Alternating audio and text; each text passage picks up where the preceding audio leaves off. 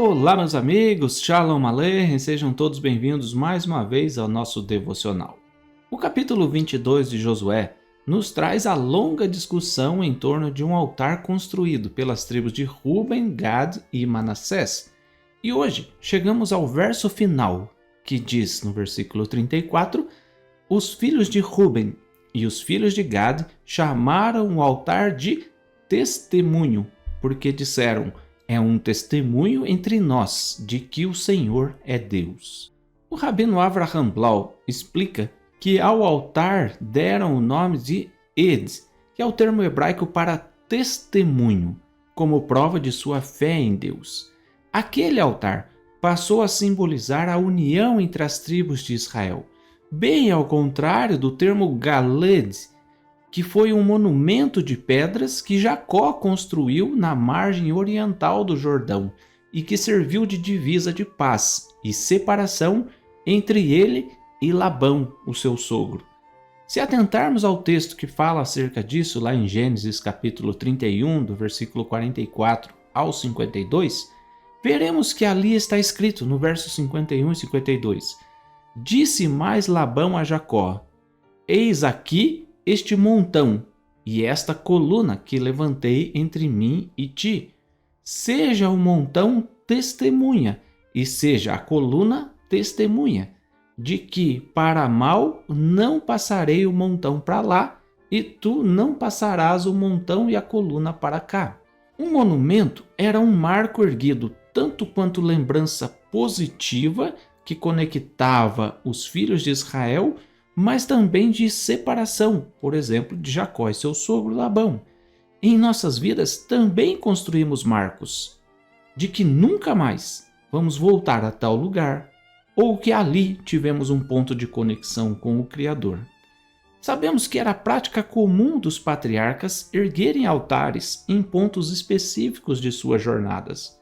Abraão, por exemplo, ergueu ao menos 4 altares. Gênesis capítulo 12, versículo 7 fala assim: apareceu o Senhor a Abrão e lhe disse: darei à tua descendência esta terra.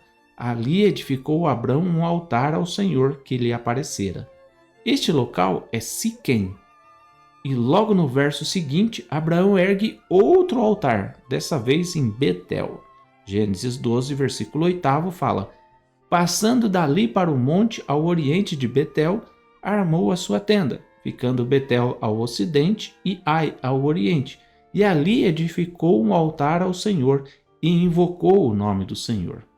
Bet-El significa casa de Deus.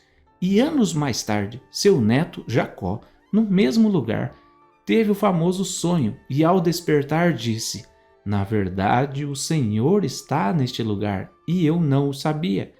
E temendo disse: quão temível é este lugar! É a casa de Deus, a porta dos céus. Gênesis 28, 16 e 17. Sem saber, Jacó visitou o mesmo lugar onde seu avô construíra um altar e ele sentiu ali a presença de Deus. Abraão ainda construiu um outro altar em Hebrom. Gênesis capítulo 13, versículo 18 diz: e Abrão, mudando as suas tendas, foi habitar nos carvalhais de Manre, que estão junto a Hebrom, e levantou ali um altar ao Senhor. Até hoje, esse é um lugar sagrado, onde estão os patriarcas e matriarcas de Israel sepultados.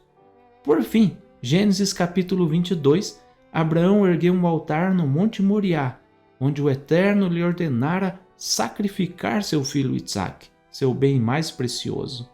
E ali Abraão disse: no monte Deus aparecerá. E foi exatamente nesse local onde séculos mais tarde foi erguido o templo sagrado. E ano após ano, milhares de pessoas continuam a ter um encontro com o Eterno no mesmo Monte Moriá. Quantas lições e quantas ligações podemos fazer sobre os altares construídos por nossos patriarcas? E isso, obviamente, nos leva a refletir se em algum momento de nossas vidas fomos ou seremos capazes de erguer um monumento, um altar para Deus, onde nossos filhos e netos possam dizer: neste local meu avô teve um encontro com o Criador. Nossa vida é curta e, como diz o salmista lá no Salmo 90, verso 10, a duração da nossa vida é de 70 anos. E se alguns, pela sua robustez, chegam a 80 anos, o melhor deles é canseira e enfado, pois passa rapidamente e nós voamos. Aproveite o dia de hoje para refletir quanto tempo de vida você ainda tem, quanto tempo de vida você perdeu e quanto tempo ainda lhe resta para começar a erguer um altar a Deus. Não um altar de sacrifício, pois isso é proibido, mas um altar de testemunho, onde os seus descendentes digam: aqui a história da minha família mudou para sempre, porque aqui os meus tataravós tiveram um encontro com o Criador. Mas antes de construir um altar, construa uma vida de devoção, tendo sempre, diariamente, mais do que 5 minutos com Deus. Shalom.